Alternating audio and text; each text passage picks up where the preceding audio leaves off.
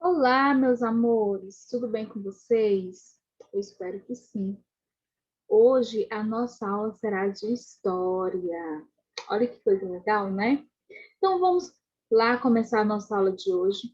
Pegue o material de vocês, que enquanto vocês estão preparando o material de vocês, eu vou estar compartilhando o slide.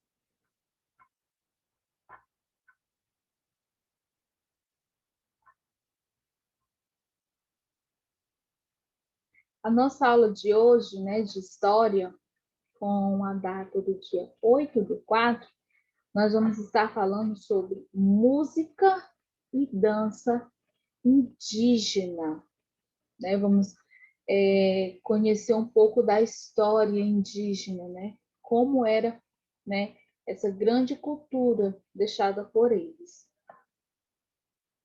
A musicalidade indígena, ela revela a visão de mundo de cada grupo indígena, tem, todavia, está em constante mudança, mesmo preservando aspectos ancestrais. Então, por mais que, né, as coisas vão evoluindo, mas eles continuam, né, cultivando tudo aquilo que foi deixado, né, pelos seus ancestrais.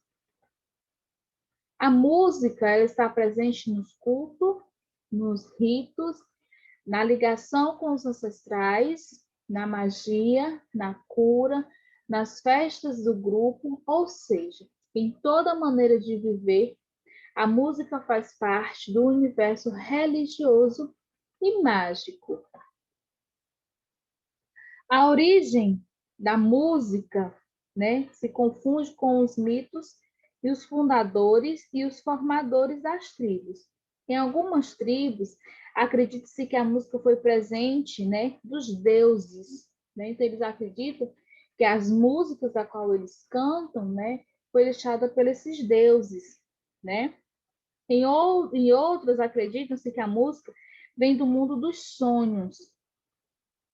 Há ainda situações em que a criação musical é responsabilidade do pajé, em homenagem a um guerreiro. O grande tema das músicas indígenas é a natureza. Eles acreditam que a música serve como meio de contato com as forças espirituais.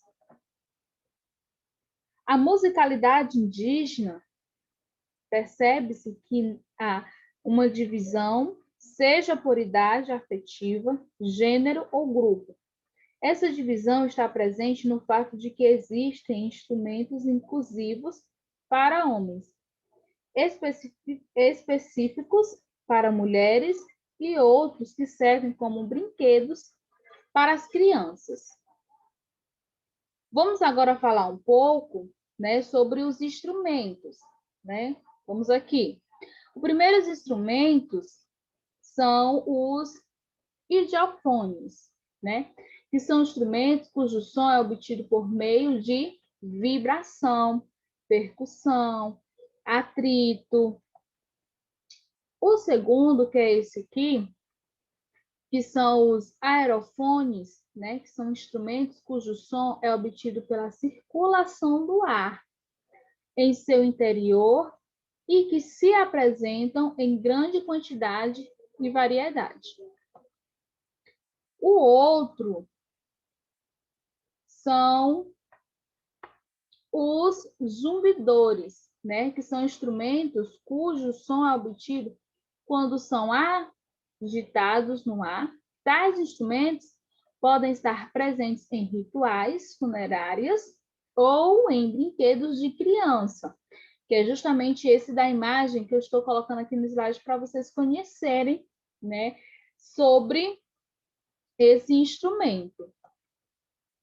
Nós temos esse aqui, que são os membrafones, que são instrumentos cujo som é obtido pela vibração, né, de membrana semelhante a tambores. Então, esse é um tipo de instrumento que é mais parecido, chega mais próximo, né, de tambores.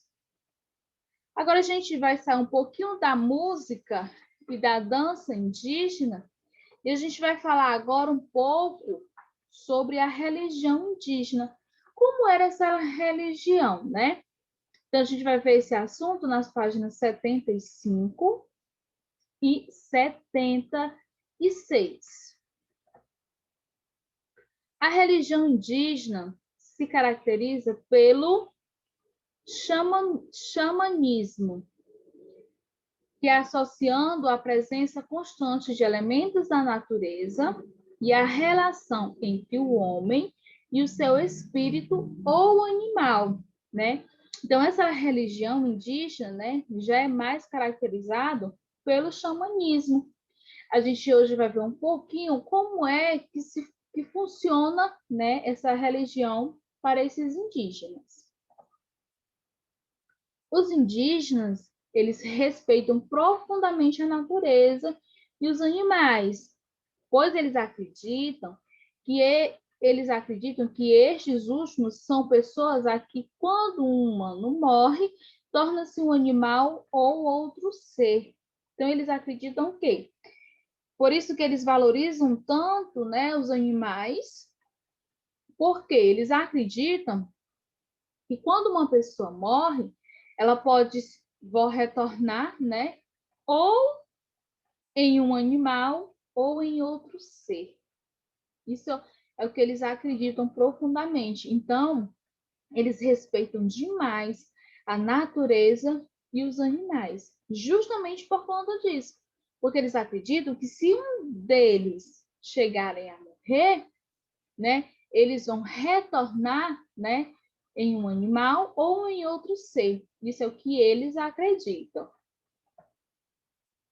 O xamanismo também acredita em entes superiores que existem no universo, como deuses, espíritos.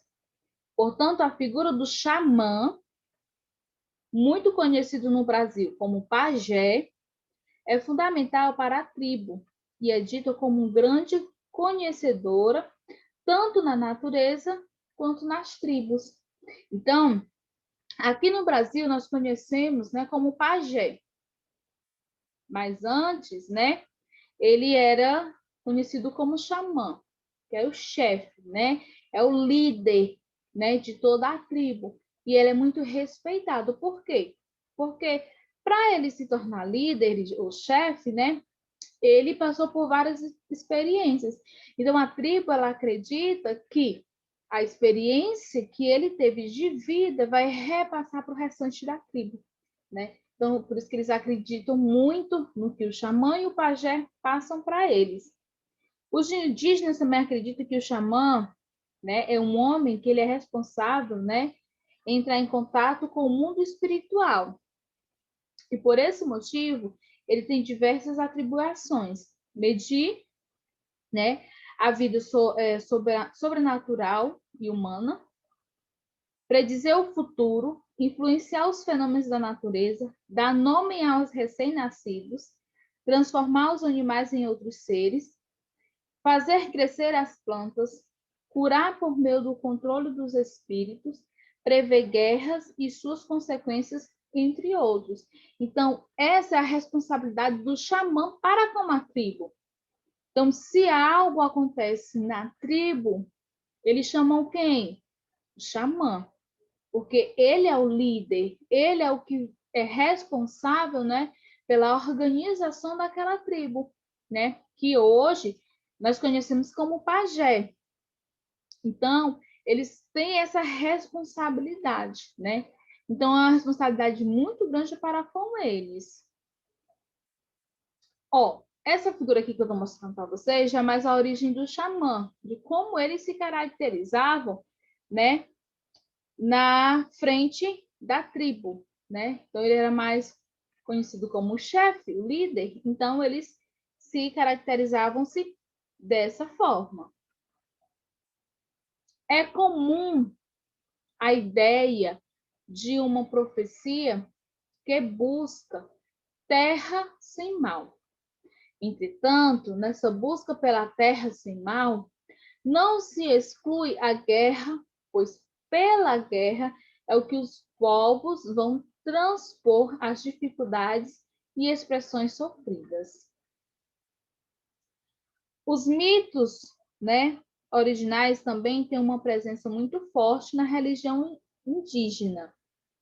Nesse mito, é muito comum a presença de animais com características humanas e não humanas.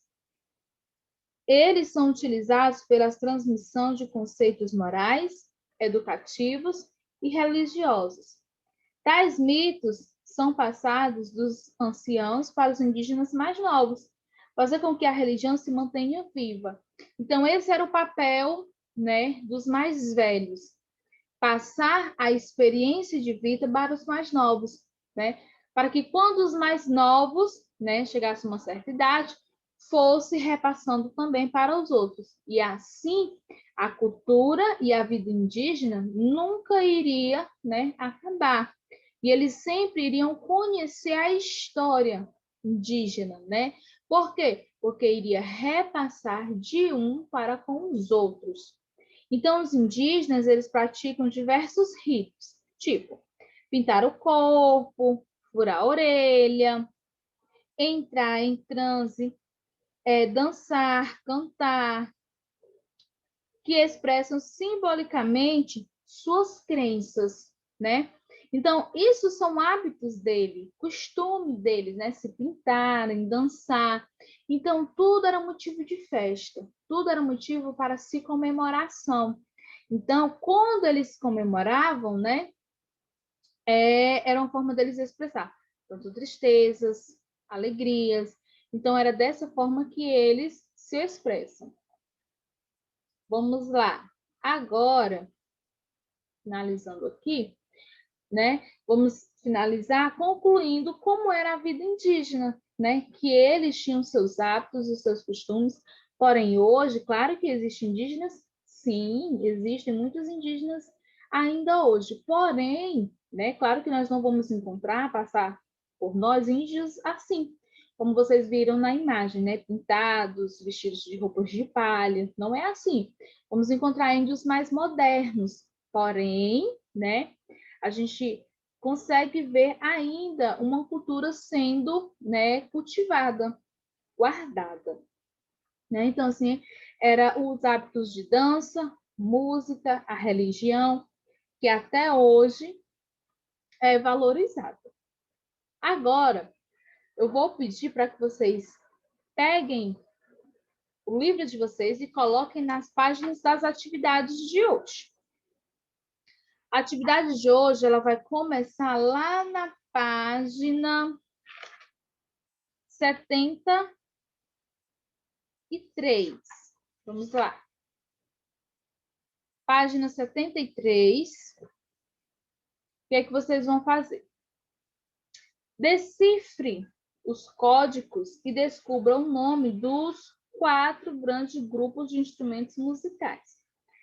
Tem os desenhos, para cada desenho tem a letra, certo? Então, você vai colocando, né, as letras e formando as palavras. Segunda questão. Releia o texto e responda. Como é feita a divisão na musicalidade indígena, né?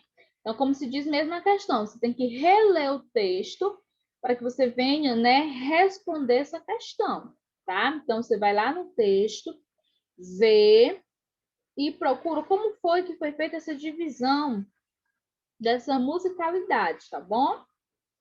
B. A que se deve o fato dessa divisão? Por que que houve essa divisão? Por que que teve essa necessidade de dividir, né? Essa divisão de fatos, né? Na terceira, bem simples e bem fácil. Escreva o nome de cada um dos aerofones a seguir e circule aquele considerado sagrado pelos indígenas. Os 3, tá? Você vai colocar o nome desses 3 instrumentos, mas somente um. Um é considerado sagrado pelos indígenas, tá? Esse dessa imagem, da qual ele está pedindo para que você venha circular, né? Estava até na imagem no nosso slide, você pode até estar conferindo, né? Através, né, da nossa aula de hoje. Quarta questão. Pesquise na internet vídeos dos povos indígenas cantando e dançando. Em seguida, escolha um. Comente e represente a dança fazendo um belo desenho. Se você for na internet, você vai encontrar vários vídeos indígenas, principalmente de danças. Então, você vai, dentre esses vários vídeos, você vai escolher um, tá? Depois que você escolher o vídeo, você vai comentar, fazer um comentário do vídeo, do que você achou, do vídeo que você assistiu. Faz o comentário, em seguida você deverá fazer um desenho, tá? Exatamente representando esse vídeo que você assistiu.